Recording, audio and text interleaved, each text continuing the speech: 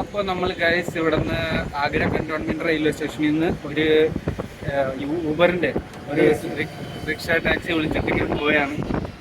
3 രൂപ പോകാനാണ്. നമ്മളിപ്പോൾ സഞ്ചരിച്ചുകൊണ്ടിരിക്കുന്നത് ആഗ്ര കന്റോൺമെന്റ് റോഡിലൂടെയാണ്. ഈ കാണുന്നത് ആഗ്ര മെട്രോ റെയിലിന്റെ പുരാനി മണ്ഡി റെയിൽവേ സ്റ്റേഷൻ ആട്ടോ. അപ്പോൾ ഗൈസ് ഇവിടെ താജ്മഹൽ ഗേറ്റിലാണ് വന്നിരിക്കുന്നത്, പ്രഥമ ഗേറ്റ്. അപ്പോൾ ഇവിടെ ഇലക്ട്രിക്കൽ ഓടുന്ന വണ്ടിയാണ്. അപ്പോൾ ഇതിന് നമ്മൾ കയറി 20 രൂപ കൊടുത്ത് താജ്മഹലിൻ്റെ മെയിൻ ഗേറ്റിലേക്ക് കൊണ്ടുപോകും. ഇവിടെ എല്ലാം തന്നെ ഇലക്ട്രിക് വാഹനങ്ങളാട്ടോ. 20 രൂപയാണ് ഒരാൾക്ക്. ഇവിടെ പുരാനി മണ്ഡി ഗേറ്റിൽ നിന്ന് താജ് ഗേറ്റിലേക്കാണ് നമ്മളെ ഇത് കൊണ്ടുപോകുന്നത്. വളരെയധികം ആനന്ദകരമായിട്ടുള്ളൊരു യാത്രയായിരുന്നു. നല്ല വലിയ ഗാർഡനും നല്ല കാറ്റും ഒക്കെ ഉണ്ടായിരുന്നു. വന്ന ഒരു ക്ഷീണം ഇവിടെ എത്തിയപ്പോൾ തീർന്നു എന്നുള്ളതാണ് ശരിക്കും സംഭവിച്ചത്. ഏകദേശം 40,000-ഓളം സഞ്ചാരികളെ ഉൾക്കൊള്ളാനുള്ളൊരു സൗകര്യം ഈ താജ്മഹൽ ഏരിയയിൽ നമ്മളുടെ ടൂറിസം വകുപ്പ് ഏർപ്പെടുത്തിയിട്ടുണ്ട്. അതുകൊണ്ട് യാതൊരു കുഴപ്പമില്ല, എത്ര പേർക്ക് വേണമെങ്കിലും വരാം. ഇത്തരത്തിലുള്ള ഇലക്ട്രിക് വാഹനങ്ങളും മറ്റുമൊക്കെ കൊണ്ടുവരുന്നതുകൊണ്ട് ഒരു വലിയൊരു ഗുണം എന്താണെന്ന് വെച്ച് കഴിഞ്ഞാൽ കാർബൺ ഡൈ ഓക്സൈഡിൻ്റെ ഇവിടുത്തെ അളവ് വളരെയധികം കുറക്കാൻ സാധിച്ചിട്ടുണ്ട്. താജ്മഹലിന് മേലുണ്ടാകുന്ന മലിനീകരണത്തിലും അതുമൂലം കുറവുണ്ടായിട്ടുണ്ട്. പടിഞ്ഞാറ് ഭാഗത്ത് നിന്ന് താജ്മഹലിലേക്ക് കയറാനുള്ള എൻട്രി ഗേറ്റ് ആട്ടോ ഇത്. അപ്പോൾ ഇവിടെ നിന്ന് നമുക്ക് ടിക്കറ്റ് എടുക്കണം, എന്നിട്ട് വേണം അകത്തേക്ക് പോകാനായിട്ട്. ഇവിടെ ടിക്കറ്റ് നിരക്ക് ഇന്ത്യൻ പൗരന്മാർക്ക് 250 രൂപയും സാർക്ക് രാജ്യങ്ങളിൽ നിന്നുള്ളവർക്ക് 550 രൂപയും ബാക്കി റെസ്റ്റ് ഓഫ് ദി വേൾഡ് സിറ്റിസൺസിന് 1160 രൂപയാണ് ഈടാക്കുന്നത്. ഈ റെസ്റ്റ് ഓഫ് ദി വേൾഡ് സിറ്റിസൺസിന് 1160 രൂപ ഇത്തിരി കൂടുതലല്ലേ എന്ന് എനിക്ക് മാത്രമാണ് തോന്നിയത്. ഈ സ്മാരകത്തിൻ്റെ നടത്തിപ്പും സംരക്ഷണവും എല്ലാം തന്നെ ആർക്കിയോളജിക്കൽ സർവേ ഓഫ് ഇന്ത്യയുടെ അണ്ടറിലാണ് വരുന്നത്.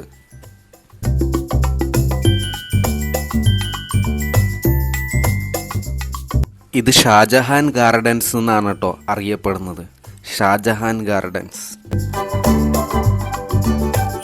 ഇവിടെ ഒരു ഫലകം കാണാനായിട്ട് സാധിക്കും കേട്ടോ. ഇവിടെ താജ്മഹലിനെ കുറിച്ചുള്ള കാര്യങ്ങളാണ് എഴുതി വച്ചിരിക്കുന്നത്. മുംതാസ് ആരായിരുന്നു? മുംതാസ് ഷാജഹാൻ്റെ മന്ത്രിമാരിൽ ഒരാളുടെ മകളായിരുന്നു. പേർഷ്യൻ വംശജയായിരുന്നു. ഈ ഗാർഡനിലേക്ക് 4 ഗേറ്റുകൾ വന്നു ചേരുന്നുണ്ട് കേട്ടോ. അതായത് 4 വശങ്ങളിൽ നിന്നുള്ള ഗേറ്റുകളും ഈ ഗാർഡനിലാണ് വന്ന് സംഗമിക്കുന്നത്. ഇവിടെ നിന്നാണ് താജ്മഹലിലേക്ക് ഉള്ള മെയിൻ ഗേറ്റ് കടന്ന് താജ്മഹൽ കാണാൻ സാധിക്കുക. അപ്പോൾ സുഹൃത്തുക്കളെ, ഇവിടെ വരികയാണെങ്കിൽ നിങ്ങൾക്ക് ഒരുപാട് ഗേറ്റുകൾ കാണാൻ പറ്റും. ഗേറ്റുകളുടെ ഒരു ഉത്സവമാണെന്ന് തന്നെ പറയാം. അപ്പോൾ ഇവിടെ നമ്മൾ വന്നത് പടിഞ്ഞാറ് ഗേറ്റിൽ നിന്നാണ്.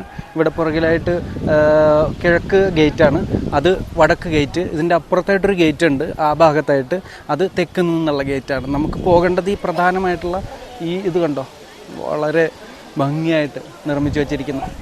എന്താ ഭംഗിയല്ലേ ഇവിടെ നിന്ന് തന്നെ. നമ്മളിതുവരെ താജ്മഹൽ കണ്ടിട്ടില്ല കേട്ടോ. ഇവിടെ ചെറുതായിട്ട് അത് താജ്മഹലിൻ്റെ മുകളിലത്തെ ആ ഗോപുര ഇതാണെന്ന് തോന്നണം. അപ്പോൾ നമുക്ക് അവിടെ ചെന്നിട്ട് കാണാം.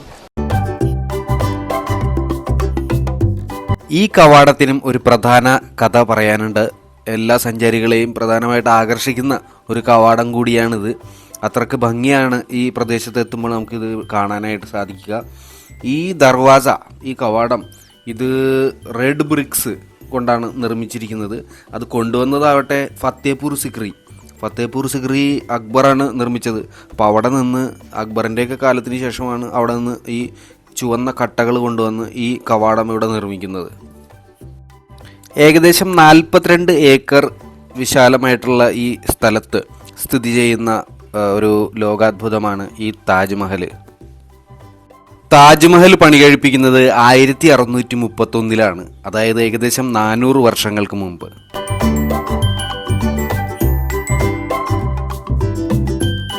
സുഹൃത്തുക്കളെ, ഈ താജ്മഹൽ കോമ്പൗണ്ടിനകത്ത് നിങ്ങൾക്ക് ഭക്ഷണ പദാർത്ഥങ്ങളോ DSLR ക്യാമറ, സെൽഫി സ്റ്റിക്ക്, അതുപോലെ വലിയ ബാഗുകളൊന്നും കൊണ്ടുവരാനായിട്ട് സാധിക്കില്ല. ആകെ ഇവിടെ കൊണ്ടുവരാൻ സാധിക്കുക വെള്ളം ബോട്ടിൽ കൊണ്ടുവരാൻ സാധിക്കും, അതുപോലെ ചെറിയ ബാഗുകൾ, പിന്നെ മൊബൈൽ ഫോൺ, ഇതെല്ലാം കൊണ്ടുവരാൻ. അപ്പോൾ സുഹൃത്തുക്കളെ, നമ്മളെപ്പോഴും ആലോചിക്കുന്ന കാര്യമാണ് ഈ താജ്മഹൽ എന്നതിൻ്റെ അർത്ഥം എന്താണെന്ന്. താജ് എന്നാൽ കിരീടം എന്നാണ് അർത്ഥം. അതുപോലെ മഹൽ എന്നാൽ അത് കൊട്ടാരമെന്നുമാണ് അർത്ഥം ഉള്ളത്. മുഗൾ, ഇന്ത്യൻ, പേർഷ്യൻ രീതിയിലുള്ള ആർക്കിടെക്ചറിൽ നിർമ്മിച്ചിട്ടുള്ള പുരാതന കെട്ടിടങ്ങൾ സമുച്ചയങ്ങളുടെ ഏറ്റവും മികച്ച ഒരു എക്സാമ്പിളാണ് ഈ താജ്മഹൽ. താജ്മഹലിൻ്റെ സ്നേഹത്തിൻ്റെ ഒരു പ്രതീകമായിട്ടാണ് കണക്കാക്കപ്പെടുന്നത്.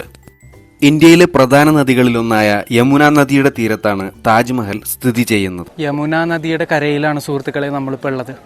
അതേ കൃഷ്ണൻ്റെ വിളയാട്ടങ്ങളും കളിയാട്ടങ്ങളും ഒക്കെ നടന്ന യമുന നദിയുടെ കരയിലുള്ള സരയൂ നദി എന്ന് വിളിച്ചു വരുന്ന ആ നദിയുടെ ഒരു കരയിലുള്ള ഈ താജ്മഹലും ഇപ്പുറത്തുള്ള ഈ മസ്ജിദും ഒക്കെ കാണാൻ ഇവിടെ സാധിക്കും.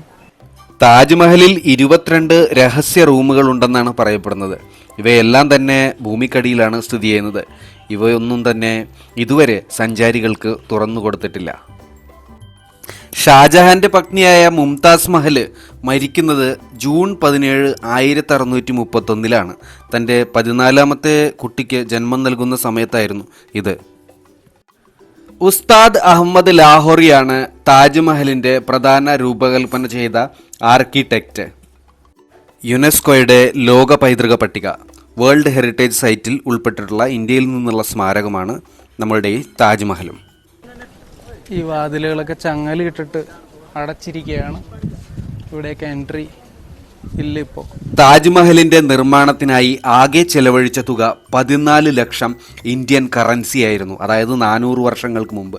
ആ സമയത്ത് സ്വർണത്തിന്റെ വില 15 രൂപയായിരുന്നു പവൻ എന്ന കാര്യം നമ്മൾ ഇവിടെ ഓർക്കണം. ഈ താജ്മഹലിന്റെ പ്രത്യേകത എന്താണെന്ന് വെച്ച് കഴിഞ്ഞാൽ ഏത് ഭാഗത്ത് നിന്ന് നോക്കിയാലും സെയിം അവസ്ഥയാണ്. അതായത് നമുക്ക് തിരിച്ചറിയാൻ സാധിക്കില്ല പിൻഭാഗം ഏത് പുറകുവശം ഏത് എന്നൊക്കെയുള്ള. പിന്നെ ആകെയുള്ളൊരു സൈൻ എന്ന് വെച്ച് കഴിഞ്ഞാൽ സിംബൽ ഈ നദിയാണ്, യമുന നദിയാണ്. താജ്മഹലിന്റെ നിർമ്മാണത്തിനായി ഏറ്റവും മുന്തിയ ഇനം മാർബിളുകളാണ് ഉപയോഗിച്ചിരിക്കുന്നത്. മക്രാന മാർബിളുകൾ. ഇത് കൊണ്ടുവന്നത് രാജസ്ഥാനിലെ ജോധ്പൂരിൽ നിന്നായിരുന്നു. വളരെ അമൂല്യമായ രത്നങ്ങളും കല്ലുകളും എല്ലാം കൊണ്ടുവന്നത് Iran, Russia, Egypt, China, Indian മഹാസമുദ്രത്തിലെ ദ്വീപുകൾ എന്നിവിടങ്ങളിൽ നിന്നായിരുന്നു. ഈ കാണുന്ന കൊത്തുപണികളുണ്ടല്ലോ, ചിത്രപ്പണികൾ ചെയ്തു വെച്ചിരിക്കുന്നത്, അതെല്ലാം വരച്ചതല്ല, അത് വെട്ടിയുണ്ടാക്കിയിട്ടുള്ള പ്രത്യേകതരം കല്ലുകളാണ്. ഈ നീല ബ്ലൂ കളറിലുള്ള കല്ല്, അതുപോലെ ആ റെഡ് കളറിലുള്ള കല്ല്, ഇത്തിരി എന്താ പറയുക, പല പല തരത്തിലുള്ള കല്ലുകളൊക്കെ.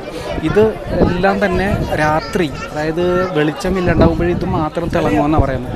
അതായത് ഈ കാണുന്ന ചിത്രപ്പണികൾ പോലെയുള്ള ഈ കല്ലുകൾ മാത്രം രാത്രിയിൽ നമുക്ക് ഈ താജ്മഹലിൽ കാണുന്ന ഒരു കാഴ്ച എന്തായിരിക്കുമല്ലേ. 22,000-ഓളം പണിക്കാരാണ് ഈ താജ്മഹലിന്റെ നിർമ്മാണത്തിൽ പങ്കെടുത്തത്. 1931 ഇതിൻ്റെ നിർമ്മാണ പ്രവർത്തനങ്ങൾ ആരംഭിച്ചതിന് ശേഷം 20 വർഷങ്ങൾക്ക് ശേഷമാണ് ഈ താജ്മഹൽ പൂർത്തീകരിക്കാൻ സാധിച്ചത്. ഭീമാകാരമായ നിർമ്മാണ വസ്തുക്കൾ കൊണ്ടുവരാനായി 2000-ലധികം ആനകളെയാണ് നിർമ്മാണ സമയത്ത് ഉപയോഗിച്ചത്. 20,000-ഓളം തൊഴിലാളികളുടെ 20 കൊല്ലത്തെ ഒരു എന്താ പറയുക, ആ ഒരു പരിശ്രമമാണ് ഈ താജ്മഹൽ എന്ന് പറയുന്ന ഈ വലിയ സമുച്ചയം, ലോകാത്ഭുതം. അപ്പോൾ അന്നത്തെ കാലത്ത് പറയപ്പെടുന്നത് ഇവരുടെ എല്ലാം ഈ പണി കഴിഞ്ഞോടുകൂടി അവരുടെ എല്ലാം കൈകൾ വെട്ടിക്കളഞ്ഞു എന്നുള്ളതാണ്. അത് ശരിക്കും അങ്ങനെ അല്ലെന്നാണ് പറയപ്പെടുന്നത്. എന്താണെന്ന് വെച്ച് കഴിഞ്ഞാൽ കൈകൾ കളയുകയല്ല ചെയ്തത്. അവരുടെ ആ ഒരു നോട്ടത്തിൽ എന്താണെന്ന് വെച്ച് കഴിഞ്ഞാൽ 20 കൊല്ലത്തോളമാണ് ഒരു മനുഷ്യൻ്റെ, അതായത് നല്ലൊരു ആയുസ്സാണ് അതിൽ നഷ്ടപ്പെട്ടത്. അവർ പറയുന്നത് എന്താണെന്ന് വെച്ച് കഴിഞ്ഞാൽ ഇതിൻ്റെ പണി കഴിഞ്ഞോടുകൂടി മറ്റു പണികൾ ചെയ്യാനായിട്ടുള്ള ഒരു എന്താ പറയുക, അവരിൽ ഒരു എനർജി അവരിൽ അവശേഷിച്ചില്ല എന്നുള്ളതാണ്. അതായത് അതുകൊണ്ടാണ് അവർ ഉദ്ദേശിച്ചത് ഞങ്ങളുടെ കൈകൾ വെട്ടിക്കളഞ്ഞു എന്നുള്ളത്. അല്ലാതെ കൈ വെട്ടിക്കളഞ്ഞു എന്ന് വെച്ച് കഴിഞ്ഞാൽ ഈ പണിക്കാരുടെ കൈകൾ വാളുപയോഗിച്ച് വെട്ടിക്കളഞ്ഞു എന്നല്ലെന്നാണ് മറ്റു ആളുകൾ പറയുന്നത്. എല്ലാ വെള്ളിയാഴ്ചകളിലും സഞ്ചാരികൾക്ക് ഇവിടെ പ്രവേശനം നിഷിദ്ധമാണ്. സുഹൃത്തുക്കളെ, താജ്മഹൽ സ്ഥിതി ചെയ്യുന്നത് ഉത്തർപ്രദേശിലെ ആഗ്ര പട്ടണത്തിലാണെന്ന് എല്ലാവർക്കും അറിയാവുന്ന കാര്യമാണ്. മുഗൾ രാജാവ് ജഹാംഗീറിന്റെ മകനും ഔറംഗസേബിന്റെ പിതാവുമായിരുന്നു ഷാജഹാൻ. ഉള്ളിൽ ഒരുപാട് കാര്യങ്ങളൊന്നുമില്ല. പ്രധാനമായിട്ടും മുംതാസിൻ്റെ ആ ശവകുടീരവും അതിൻ്റെ തൊട്ടപ്പുറത്തായിട്ട് ഷാജഹാൻ്റെ ശവകുടീരവുമാണ് കാണാനായിട്ട് സാധിച്ചത്. അവിടെ ഫോട്ടോഗ്രാഫി അനുവദനീയമായിരുന്നില്ല. അതുകൊണ്ട് ചിലരൊക്കെ ശ്രമിക്കുന്നുണ്ടായി ഫോട്ടോ എടുക്കാൻ, നമ്മളായതിന് പോയില്ല. താജ്മഹലിനെ കുറിച്ച് പറയുമ്പോൾ മറ്റൊരു രസകരമായ കാര്യം എന്താണെന്ന് വെച്ച് കഴിഞ്ഞാൽ, മുംതാസിന് വേണ്ടി ഇതിലും വലിയൊരു താജ്മഹൽ പണിയാനായിട്ട് ഷാജഹാന് പ്ലാൻ ഉണ്ടായിരുന്നത്രേ. പക്ഷേ അദ്ദേഹത്തിൻ്റെ മകനായ ഔറംഗസേബ് അദ്ദേഹത്തിനെ പിടിച്ച് ജയിലിലിട്ടോടുകൂടി അദ്ദേഹത്തിൻ്റെ സ്വപ്നം സാക്ഷാത്കരിക്കപ്പെട്ടില്ല. അപ്പോൾ ഇതാണ് ഇവിടെ താജ്മഹലിൻ്റെ പ്രധാനമായിട്ടുള്ള ആകർഷണങ്ങളെല്ലാം. ദശാബ്ദങ്ങളോളം മുഗൾ രാജ്യ തലസ്ഥാനം ആഗ്രയായിരുന്നു. പിന്നീട് ഡൽഹിയിലേക്ക് ഈ രാജ്യ തലസ്ഥാനം മാറ്റപ്പെടുകയായിരുന്നു. ഇന്ന് എല്ലാവരുടെയും ബക്കറ്റ് ലിസ്റ്റിലെ ഒരു പ്രധാന എൻട്രി ഈ താജ്മഹലാണ്. സുഹൃത്തുക്കളെ, നമ്മളുടെ ഇന്നത്തെ ഈ താജ്മഹൽ വ്ളോഗ് ഇവിടെ ഞാൻ അവസാനിപ്പിക്കുകയാണ്. സമയം ഒരുപാടായി. അപ്പോൾ നമുക്ക് ഇവിടെ നിന്ന് തിരിച്ചു പോകാം. അടുത്ത വീഡിയോയിൽ വീണ്ടും കാണാം. അതുപോലെ ബൈ, സി യു, ജയ്.